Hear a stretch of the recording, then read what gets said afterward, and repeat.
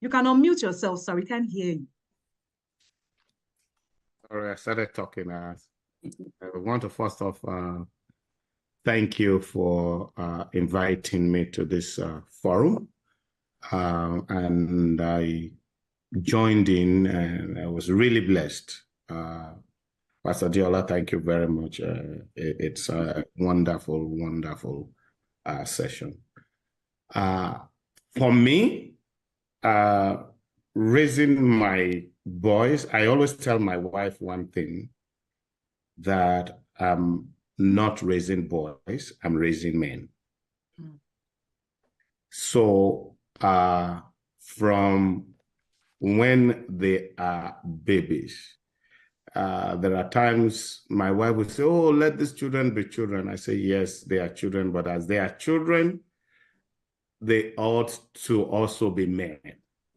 So I start that with knowing how to take care of the house.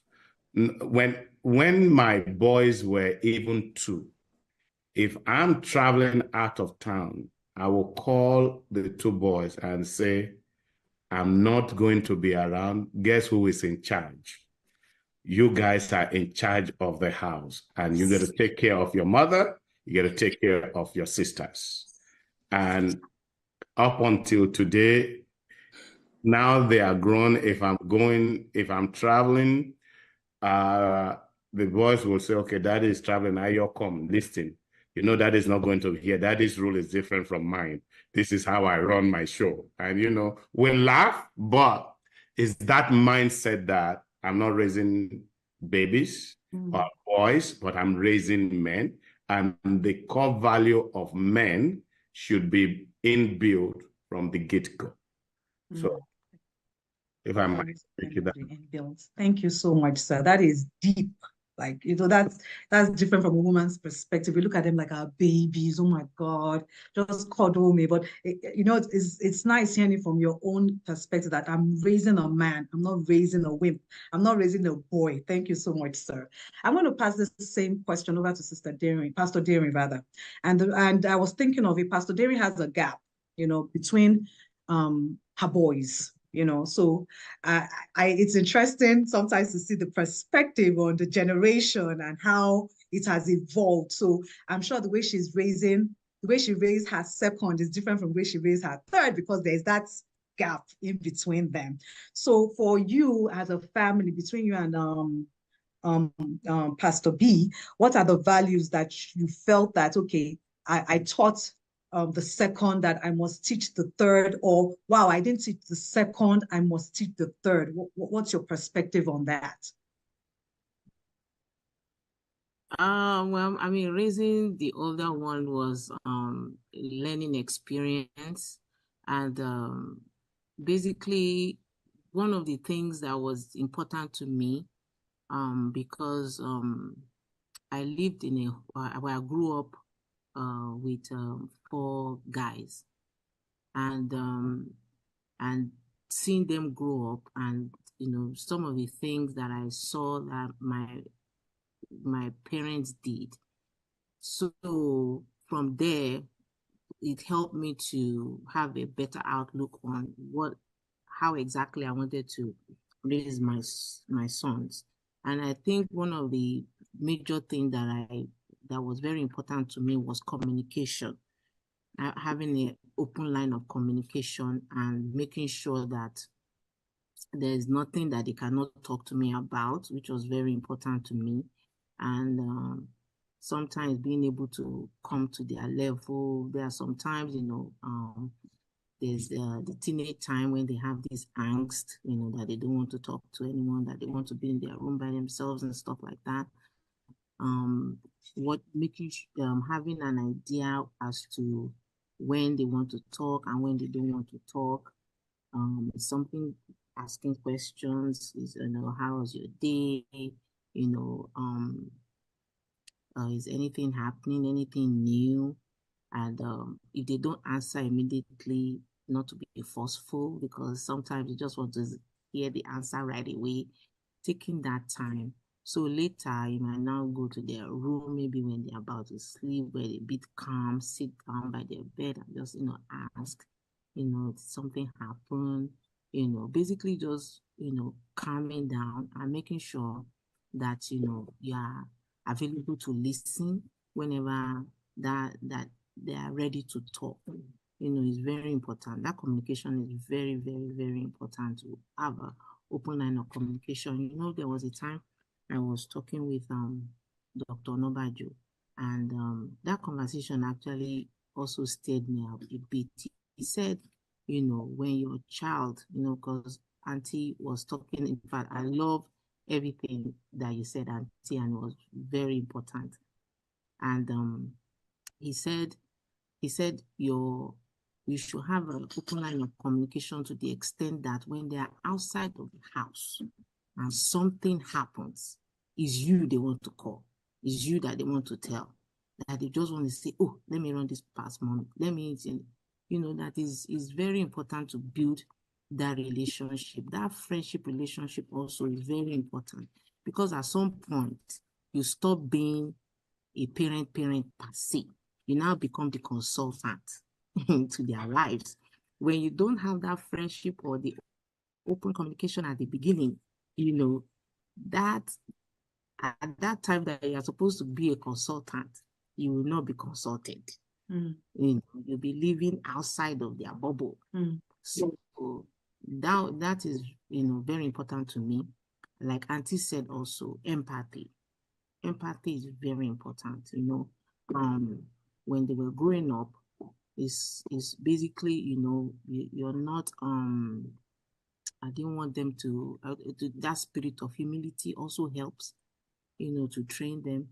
Humility and empathy. Empathy, you cannot, and empathy has to be taught, and it's not something that, it has to be ingrained in them to actually be able to stand in somebody else's shoes, and you are not, for example, you're at a playground and you see a child being bullied and whatever, you should be able to put yourself in the shoes of that child.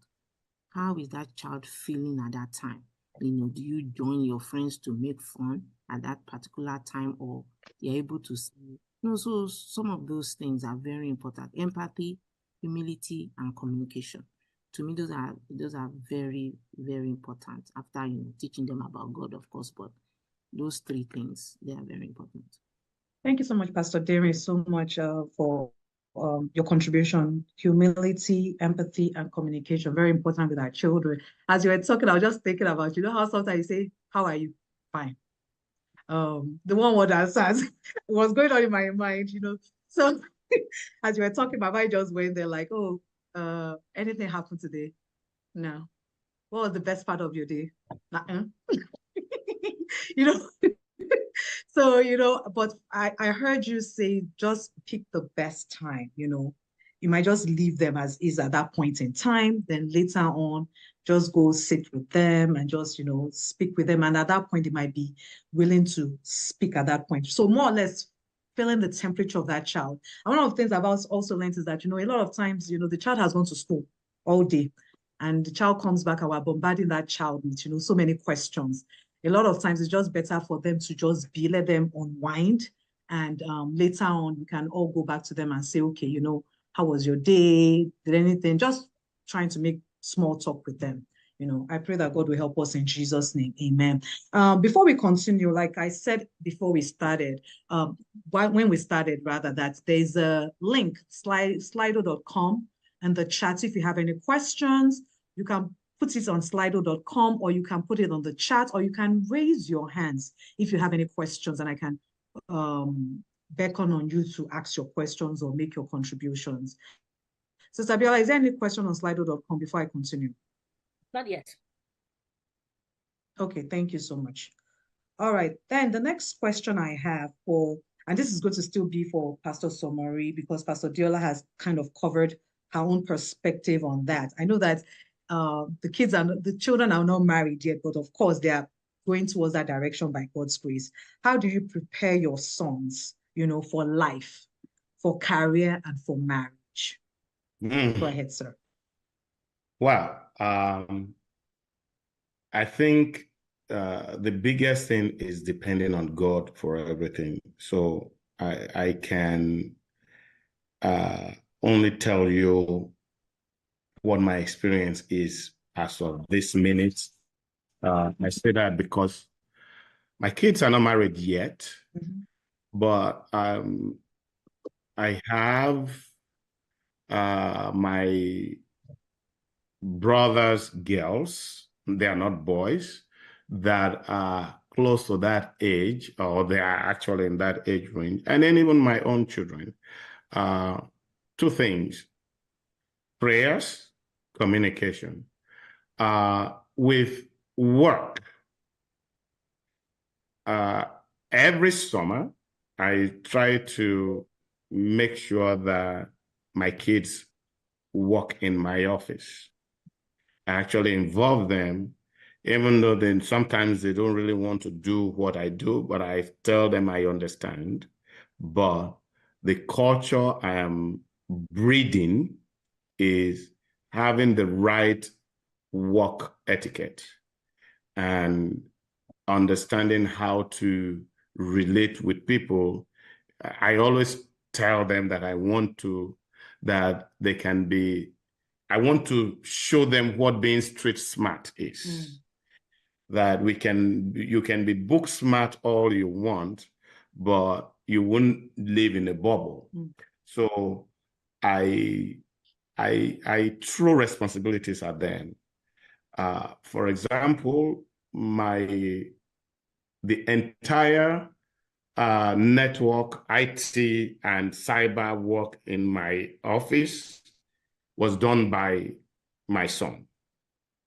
And when I had the state of Virginia audit me and audit my IT policies and procedures, at the time, I think Joe was still in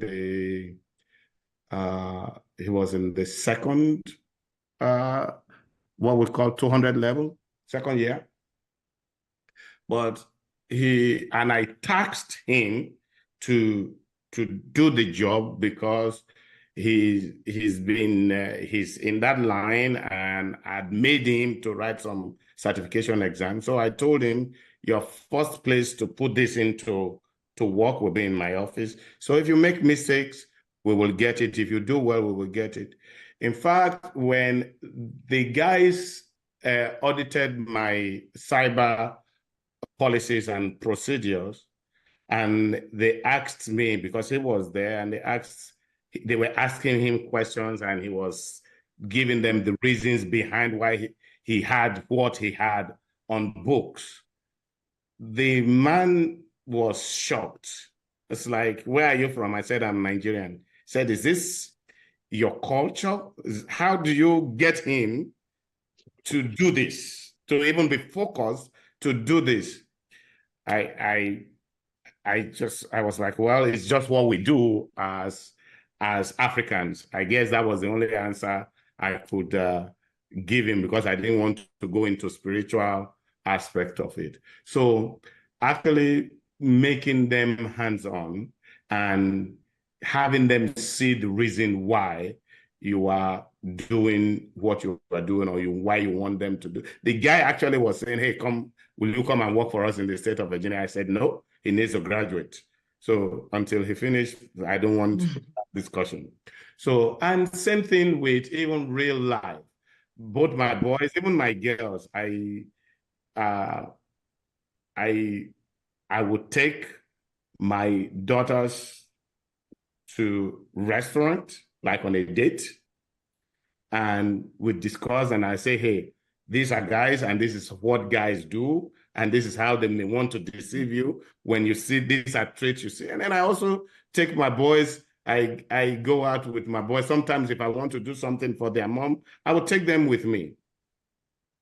Valentine's time days, sometimes I want to buy something, I'll take them with me, and I'll say, hey, you choose which one. If you were in my shoes, what will you like? And if you were in my shoes, how will you present this? How can you make it fun? You know, we do that. I involve them, we do that together. And my hope, they are not married yet, But my hope is from what they see, they'll be able to glean a thing or two that will form part of them as they are growing.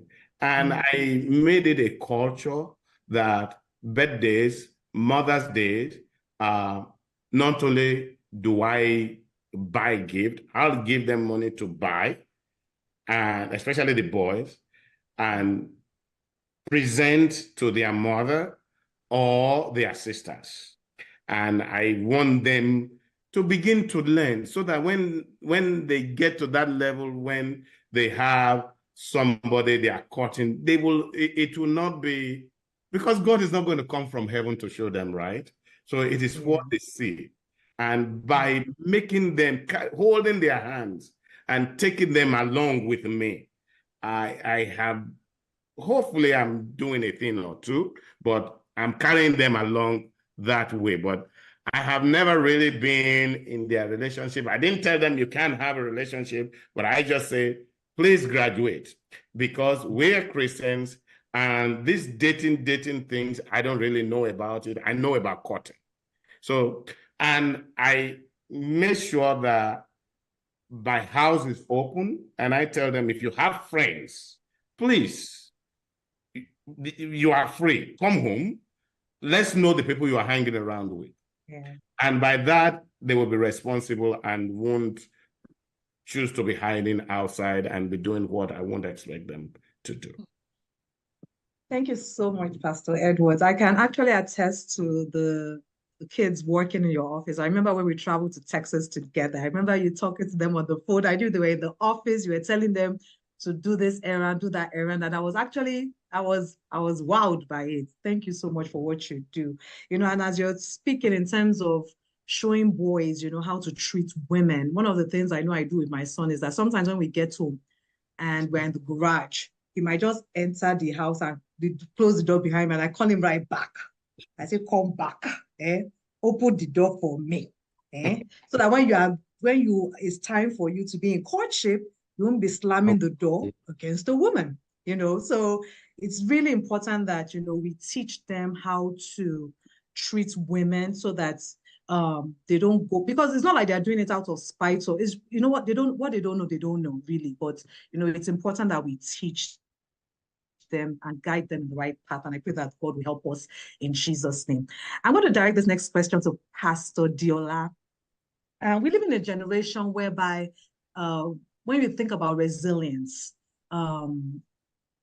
people say that the boys of this generation are not as resilient as our previous generation. So there are things that, maybe our fathers could take, our brothers could take, but this newer generation, the younger generation, it's like everything is mental health. And not to diminish mental health. I'm not diminishing mental health in any form, fashion, or manner. But what would you talk about? What would you say in reference to your experience in terms of resilience? What you've seen with your boys, and how have you been able to teach them resilience? Or it's just, okay, this is the generation it is what it is. We just have to flow with it. Go ahead, Ma. You can unmute, Ma.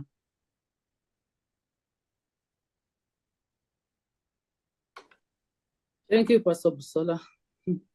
In respect to that, as we said, these 21st century sons, they are different from our son. Like my oldest child was probably, I would say, he was raised in Nigeria.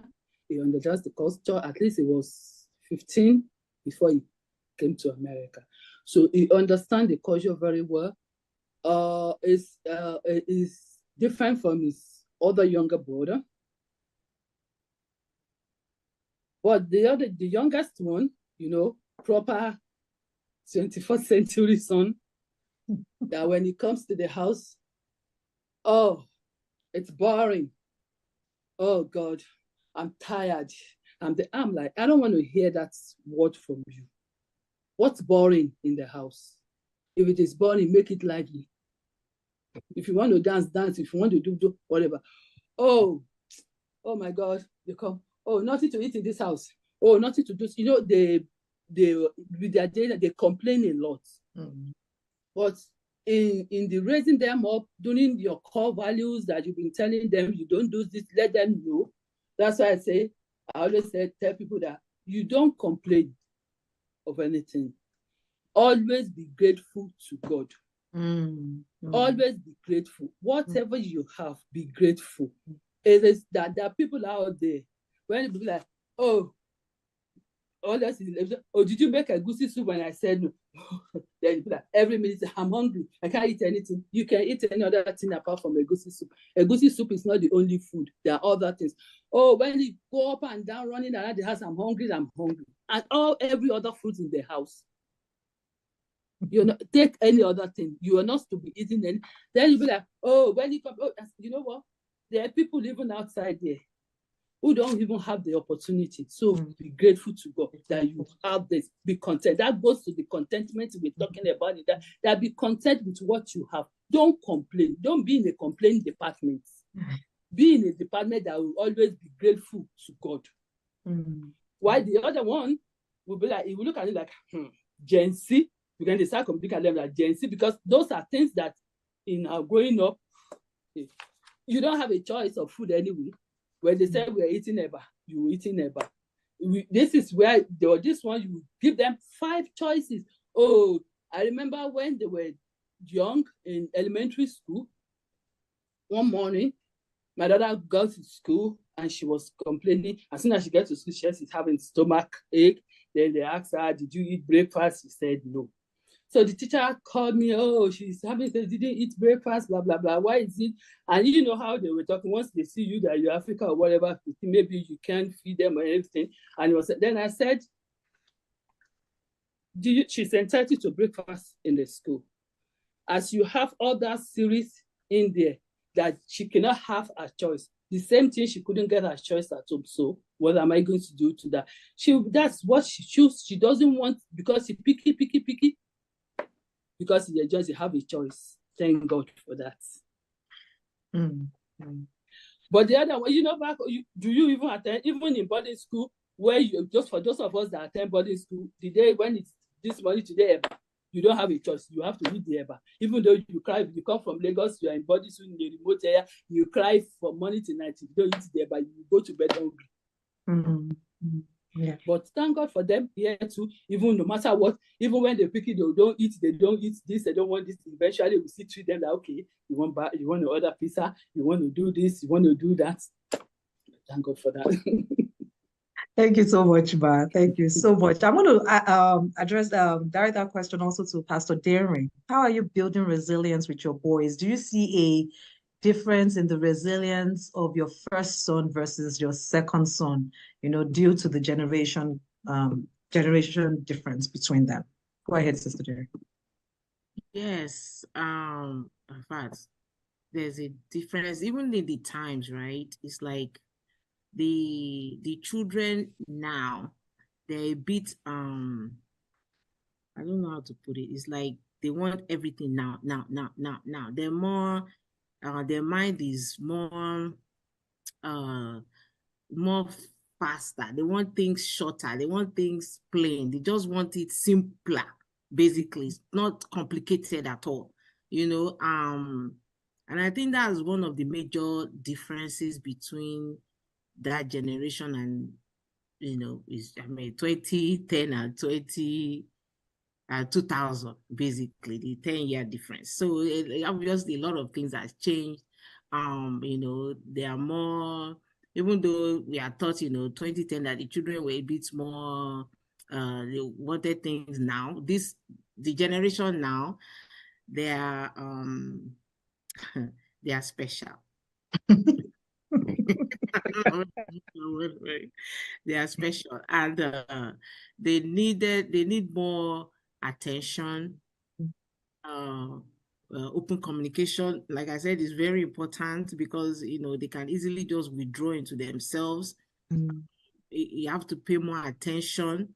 You really have to pay more attention, to even get into what is going on. There's a lot of information and things coming at them, and things are just changing so rapidly, so there's a big gap.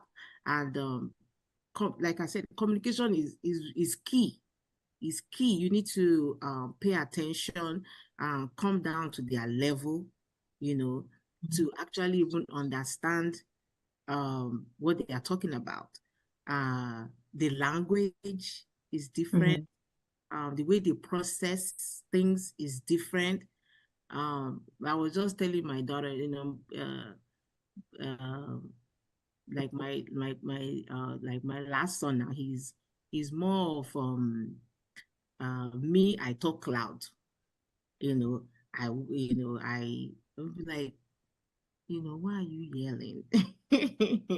You just keep it simple.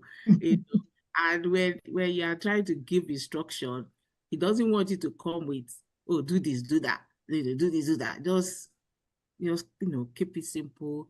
Just say, okay, once you do this, you can do that. Simplicity, that's one of the things that I've noticed, especially between the two generations. And also he's learning, he's a bit different because there are older siblings in the house. So even in when he was in elementary school, they could tell because the way he carries himself, the way he talks is not is a bit advanced to the rest, because then the teacher was like, wow, does he have older siblings in the house? I was like, yes. So, and which helps too. It helps him to the older brother helps him to regulate all those things as well. So it helps. And basically, I can't emphasize that communication. I can't emphasize it more enough. It's very, very important. Very important. Thank you so much, Pastor Derry. If there's anything that rings around my ears, is communication, communication, communication. Pastor Edward, based from a male perspective, I know that, men think differently from women. How would you describe resilience? How has been your experience with resilience with your boys? Is there a different path to it from a male perspective? I was just laughing. I think yes. For men, I think we just want to be men, right? And we want to see that man in that boy or child growing up. So for me, even in the corporate world, right, when you are mentoring people, you are not just only telling them, right? But we do have something we say show and tell. So as you tell them, you show them. So sometimes you have to take them out there to show them. So I'll tell you two stories with two of my boys. So one of them is, if he sees a fly flying a mile away, he would turn the opposite side and start running. And I like, look, you are a man and you are going to be a father that will take care of your children. I could be in New York and they see a little ant and they'll be calling me, Daddy, there's an ant in the house. I would say, where are the boys? And then they'll say, oh, he's hiding upstairs. Oh, he's downstairs. So what I did, after talking and talking and talking, so one day I took the two boys in the car and said, hey, let's go for a drive. And we drove out into the bush. We came down and we walked in the bush. Wow. And of course, as we were going in, things were flying, things were happening. And I was up front. I said, hey, you need to come. The car key is with me, so you can't go anywhere. The car is locked. And we were out there for over 2 hours. So wow. The time we came out, we were getting acclimatized. When we see something, I would say, kill it. If it perches on you, kill it. And, by the time we came out, we had some resistance built in us that the next time they saw an ant around the house, the one that is the biggest culprit, killed it and called me proudly and said, Dad, I saw an ant and I killed it. So it helped him. And I tend to do this even with little things, even with things like fixing car. If I need to fix, if it's something I can do, I will say, hey, guys, bring the tools. Come on, let's go out. And we'll go out there, and then I'll be saying, you hold here, you do there, you do that, you do that. And then as we were coming up, now I will tell them, oh, something is wrong with this car, you go and do it. Mm-hmm. I take them, if we have to go to the mechanic workshop and it's their car or their mother's car. Now I've gotten to the level that I realize that my boys will say, oh, I drove my sister's car and I think something is going on with it. I want you to confirm what I'm thinking. Wow. And then if I say, okay, sometimes I say, okay, I'll confirm. Sometimes I say, okay, if you're feeling that way, then you go. I'm sure you're feeling something. Take it, go fix it. So I think we need to, like we say, baptize with fire a little bit for them to know. And I know this always is a big thing between me and my wife. My wife thinks, oh, they are babies. I'm like, at 20-something, I'm sorry, they are men, and they have to do it. So that's why I said that is where the difference between me and my wife comes up.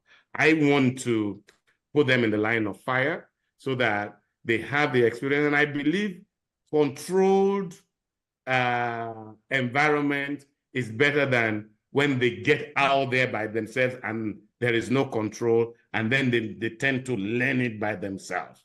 And sometimes we could get the outcome that we are not expecting. So I really believe that for us as fathers, we need, especially our boys, we need to handhold them and put them in a controlled environment to put them into things that will really teach them true life lessons. Wow. Wow. Thank you so much, Pastor Edwards. So, as you were talking, I was looking at the faces of at least the faces, and I could see like horror, like when you were talking, and the women, because I would have screamed if I don't even like ants, not to talk of, taking somebody, a child there, but there's something you said, which is so important, show and tell. So I just want to encourage us women on the platforms, like when our fathers, our husbands, our uncles, or whatever are trying to show our men, I'm not going to call them boys anymore because I just learned something new, our men how to be real men, that we don't hinder them. We just let the men and the sons do whatever they need to do together. Thank you so much, Pastor Edwards. Before I continue, Sister Biola, is there any questions to take, or should I keep going? Keep going. All right. Pastor Olabi said something on the previous, I think it was the previous question, where I think it's the same question when we talked about, and she used the word entitled, that this generation it's like, entitled. So I have a question in reference to that. How do we prevent that sense of entitlement with our boys? Hold on, excuse me real quick. How do we, because Pastor Jeremy said, we live in a generation right now that they want everything now. It has to be now. Have you looked at my Amazon cart now? I want everything now. So how do we prevent that entitlement? Pastor Diola, do you have anything to share on that sense of entitlement and having our boys know that, like you said, you did mention gratitude, but there's this entitlement, like, oh, life revolves around me. How do you mitigate against that, ma? Yes, this generation, as you know, yes, their sense of entitlement is very, very high.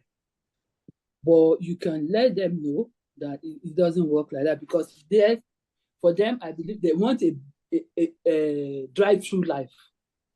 Once they come into the house, can I have your card? Can I have your BJ card? No, you can't. Why? Because that's not the way to ask for my BJ card. I'm paying for my BJ card.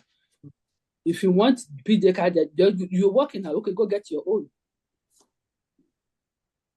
you see, we just need to tell them.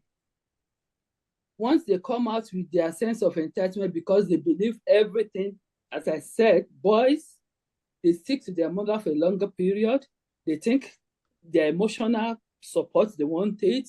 So with that, they feel that when they come in, they can just ask you. That's why they want to, a child who is going to school and have an assignment due or have a school fees to pay. You know you're going back to school next week, Monday. You have you still have some bills to pay. You kept quiet. You now came on Sunday nights.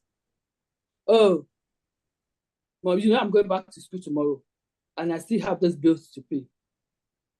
When they come like that, the first question I have said that, oh, they just send the bill now? Did they just send it now? Whoever, they just gave you the bill right now. Oh, no. I said, okay, you can pay it tomorrow. Oh, you know, if I don't pay that, I said, yes, that's why you have to bear the consequence for your actions. That is not the way. Life is not like that. Mm-hmm. How do you know I have that money at home? If you have told me earlier, I can prepare for it. You see, that's why raising boys, they are different. You have the money. That's why I say you should be a mother who can to design and know how to manage their attitude, their behaviors. Because this one I'm talking about, there's still one that will tell you what is planned for next year summer. It will tell you next year summer, I want to do this, I want to do this. And it will keep reminding you for next year summer. And one will wait until next year summer, until the day to come and tell you. You see, they're two different there, but you still have to manage them. The one that is telling you, you already had it at the back of your mind that at least you will remember that, oh, this child said, oh, he wants to do this in summer. If it's in for finance, if it's for advice, you will know how to come in. But the one that came that day, you will not get it. Period. You will not get it. And you're not going to die. That is it. Oh, they're going to do this. Yes. If they punish you, if they send you out of school for that, then you bear your own consequence, your own action. You have to, because that is where life it is. Then you sit them down again, tell them, no, I have told you several times, when you need something, ask ahead. There's no drive to, your home is not McDonald's that you can just drive to because you don't want to go, you don't have the patience to stand online, you want to go drive to and say, oh, can I have that burger? Blah, blah, blah. They give it to you. No, life is not like that. You have to calm down. Thank you so much, man. God bless you. Unfortunately, yes, it's not McDonald's, it's not drive-through, so we have to teach them patience. Pastor Derry, what do you think? What's your thought process on this in terms of, I don't think I have anything else to add actually what she said, because that's basically it. Knowing that every behavior has its consequences, and the world does not revolve around you, So I was listening to a documentary by Simon Sinek, and he said even the entitlement even follows them even to the workplace, and they, what they want is what they want. And they notice that this generation, when they come to work, they want to work when they want to work. They take off when they want to take off. They don't even mind, taking less hours. Okay, just give me whatever I want to pay. I don't want to work more than 20 hours a week. They're that entitled. So, just knowing and teaching them that this behavior, this is the consequence, and teaching them, that's basically behavior and consequences. Thank you so much, Pastor Derry. It reminds me of a situation that happened with us at home. When you say situation and consequences, I remember my son had wanted to buy something on Amazon. He put it in the cart. So I had told him to let me know which card he had access to. Anyway, bottom line, he ended up going to order it. All of a sudden, this was days later, I got an Amazon alert that something had been ordered. I'm like, I didn't order anything. So I went and I saw it and I canceled the order quick. I canceled it. I didn't say anything. I didn't say anything about it. And days later, he was asking me about it. And I was like, you don't do that. You just don't go ahead and order things on my Amazon without, getting the go ahead. So we got to do what we got to do at the end of the day, just to help them. There's a quick question here that I see. I was going to wrap up, but real quick. Pastor Salawa has a question. How do you help your men to deal with, oh, hold on, went away from me. Okay, hold on. Let me see that. How do you help your men to deal with women at the marketplace? Good question. So, Pastor Jane, because you are in front of me, I laugh. I'll let you think. I'm sorry because you're in front of me. I'm sorry. How do you help your men deal with women in the marketplace? And why you marinate on that question? We're in a generation whereby the women know what they want, So I was having a discussion with one of my friends, sister friends a while ago, and we're just talking about, the generation which we live in, that men have to kind of, I don't know if they can handle the women in their capacity in terms of what they demand when they begin to court. So we have, for example, and I'm just going to put it, let's say a lady that is already making 6 figures and she's wearing $1,000 boots. I'm just giving a scenario. How do the men compete with that? So they got into courtship. I was trying to use the word dating, but Pastor Samaria has held my hand. I can't use the word dating right now. So they're in courtship, and maybe there's this expectation that, okay, I wear $1,000 boots. They're not going to buy me $200 boots. So I'm joining that question with what Pastor Busola is asking. How do you help your men deal with women at the marketplace? And not to say that there's anything wrong with women in terms of, by the grace of God, we're being empowered. We're being recognized and being appreciated and being respected. So how do we balance all that? Thank you. I think that's a pastor summary question. All right, Pastor Samori, over to you, sir. Pastor Daniel, they said, how do you help men?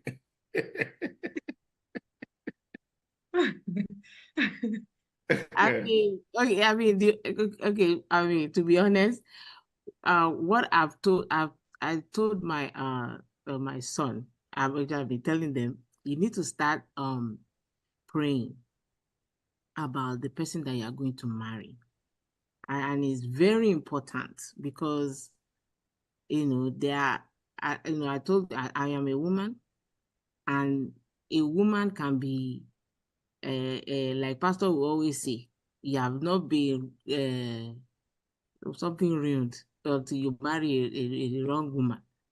And, that saying is very important, that we help them and tell them that they need to start praying. As mothers, we have to start praying as well. And they also have to start praying. And they have to be able to discern what they want and what they don't want in a woman.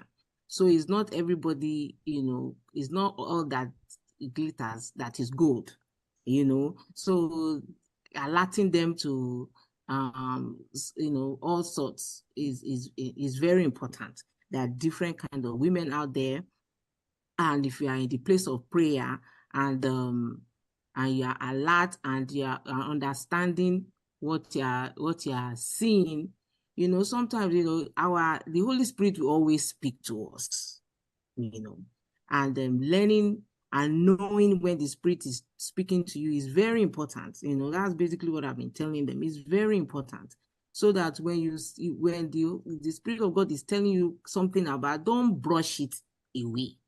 You have to be alert, especially when it comes to the matters of the heart. It's very important. So I've encouraged them. There's no point in dating, like he said, even though, but there's no point in it, because at the end of the day, you get hurt. The heartbreak is there, and heartbreaks are packages that you are carrying from one relationship to the other.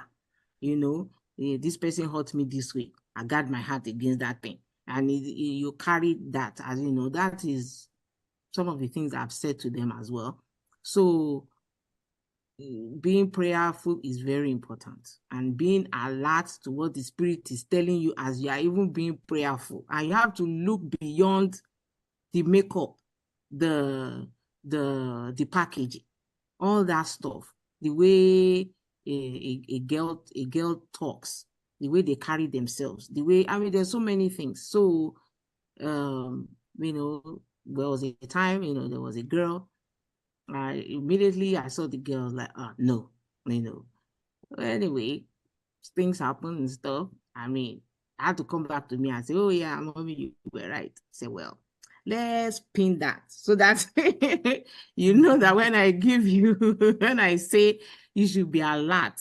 So it's very important. So, and keeping the line of communication open with them, you know, like Auntie said, you can respect the choice, but then let them know that you still have, your feelings can be shared, because, as you know, you are praying as well and you are on alert as well. So you cannot say, okay, because I've decided I'm not going to, that you cannot give your opinion. And they have to be able to be open enough. That's, you know, everything still come back to this communication. So that's my opinion. I'd actually like to listen to what Pastor Somori will add to that. Okay, Pastor Somori, we're still coming back to you. And I want us to also answer Pastor Salau's question on, and it just disappeared, on how to deal with women, how should men deal with women in the marketplace? I think that's a synopsis. Okay, how do you help your men to deal with women at the marketplace, sir? Go ahead, Pastor Edwards, I'm putting you on the spot. Well, the question is kind of, I thought it's coming from Yeah. a woman, but I understand. So, yeah, like you said, putting me on the spot, right? Okay. Besides prayer, right? There are some things that if you just believe in them and you walk that way, it will help. For example, my children will tell you, in fact, they say, when they say they're gossiping about me, that, like, they would tell me, Daddy, you know, we always gossip about you and we talk the things you say. I always tell them some things. I tell them, listen, life is not cartoon. It's broken. You cannot just pump it up like SpongeBob and then it comes back normal again. So you got to be very careful. And I also tell them that because everybody is doing it, because it's so popular, does not make it right. That's right. So the fact that you see it on television does not mean you need to get in and do it. But there are some things that are real and are genuine that, yes, you can learn from and see how you can, you know, in any relationship or in anything you do. And this, even with my wife. Listen, I believe in spoiling my wife when the atmosphere allows for it. If it is to vacation, if it is maybe I have a huge bonus and I say, okay, here, go shop, is good, right? But that does not mean, I also know that there are sometimes she wants something and I know she wants it now, but I have already seen the problem in it tomorrow and she's not seeing that. And if I accede to her requests, it's going to be my headache tomorrow. So I stand my ground. I would say, yeah, I know you need it now, but sorry, we can't do it. And I know why. And several times, months later, she would see what I was seeing, which she didn't see at that time. So I really think men and women, like Pastor Diola said, besides that, communication is key, but understanding is also a very big thing. Oftentimes, when we are not on the same page, no matter what the woman is saying, the man will not see it and he will not understand. And no matter what the man is saying, if the woman is not saying it, it will be difficult for them to carry things, to do things together and get things through. And then talking about in the marketplace, I think openness is key. Openness in that listen, we live in a world now that it's amazing. Whether it's in the office, whether you work as an employed person, or if you are self-employed, I mean, it's amazing what happens when people come to your office. You can't believe it if I begin to tell you things. So I had to install a camera in my office that looks over my desk and the people sitting down, and is connected to any of my children, all my children and my wife, everybody who wants to have, because we just live in a wonderful life that is just difficult to navigate. But what I said that, mention the camera thing to say openness. If you have that, I don't know if I should use the word synergy with your significant other, and even with the children, because I carry my boys along with these things. And I say, you see, I tell them the why of what I'm doing. That the fact that you are just seeing it, there is a reason behind it. And I want you to know the reason behind it, so that one, you can learn from it, and two, you can also help me to keep me accountable. But the biggest thing from what I believe we can get from our women is understanding that not every action we are taking means bad. Please try to get the why behind it. And then if we turn down your suggestion, whether with the children, does not mean we hate them, or does not mean because women, yes, the emotional part always overshadow the rest of the thing. And for us men, we understand the emotion, but life is beyond the emotion, right? Life is real. And these guys are going to be facing reality in life where you as the mother will not be there. So I believe my job is to train him on how to self-sustain. And if you don't understand that, it becomes issue. So I just say understanding from both ends, and then yes, we want to hear you, but please also try to hear the why behind what we decide to do when we do it. I don't know if I really get the marketplace part of it well, but it's okay. I think you did a good job in terms of even relating it to the husband-wife relationship and communication. Pastor Darren is saying something, but she's on mute. No, I think I misinterpreted the marketplace. Oh, you did? What did you think it was? No. Oh, or you can say what do you want to add? Do you have any contribution you want to add to that? No, because I'm reading what Pastor Salawi is. I think she's talking about marketplace as in the job environment, work environment. Yeah, that's marketplace. That's marketplace, I think. And Pastor Busola, go ahead. You can go ahead. Unmute, ma'am. Yes. Good evening, everybody. You see, as a recruiter, I see our boys, they have good degrees, they have the work experience, but most times they don't have what it takes to keep the job. And they feel so intimidated. And that's why and I'm happy that this kind of webinar is coming up and to send it out.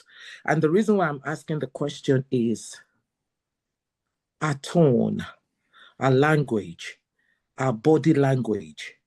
You understand?